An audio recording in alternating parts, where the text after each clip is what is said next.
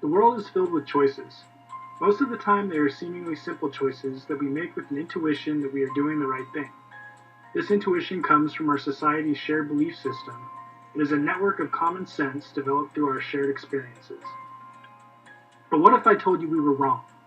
The decisions we make aren't as simple as they may first appear. Take choosing a grocery bag, for example. If I ask you to choose the greenest option, which one would you select?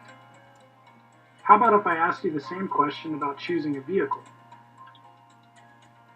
What about water containers? Out of all these choices, which is the green choice? Think about it. Is it the canvas bag? How about the Tesla? How about the paper water box? I mean, it even says it. Boxed water is better. Easy, right? Or is it really as simple as we think? Why don't we take a closer look and see exactly if the green choices we have been making are in fact as green as we all think they are? But how, you ask? What method can we use to be certain that the choices we make in the future are the greenest, most eco-friendly choice we can make? The answer is life cycle assessment, or LCA for short. Life cycle assessment is a cradle-to-grave analysis technique to assess the environmental impacts associated with all the stages of a product's life. These life cycle stages range all the way from raw material extraction through materials processing, manufacture, distribution, use, and eventually the product's disposal. In a nutshell, LCA boils down all the life cycle stages of a product into a single unit of measurement that can be used to compare different products with an apples-to-apples approach. This single unit of measurement is called the CO2 equivalent, and by computing the CO2 equivalent of different products, we can measure the effect they have on the environment and compare them to alternative choices to see which one has the least negative impacts. Let's revisit the grocery bag scenario. Recall that we asked which one is the greenest option.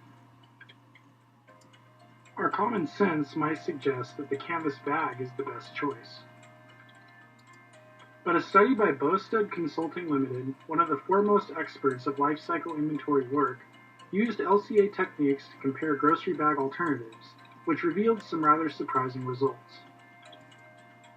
The conclusion made by this assessment is that plastic bag alternatives, namely paper and reusable recycled fiber bags, use more energy, more water, and emit more global warming gases, acid rain emissions, and solid wastes. Say what? But what about our intuition? What about logic? The problem is that our shared societal belief system is ripe with misinformation. People's unconfirmed common sense beliefs about the world are spread from person to person, and we are all too quick to accept that information at face value. We have the mindset that if it sounds true, it must be true. For instance, a common belief is that steel or aluminum water bottles are better for the environment than plastic. But is this really true? It turns out the MIT Office of Sustainability performed a study which challenges this commonly held belief.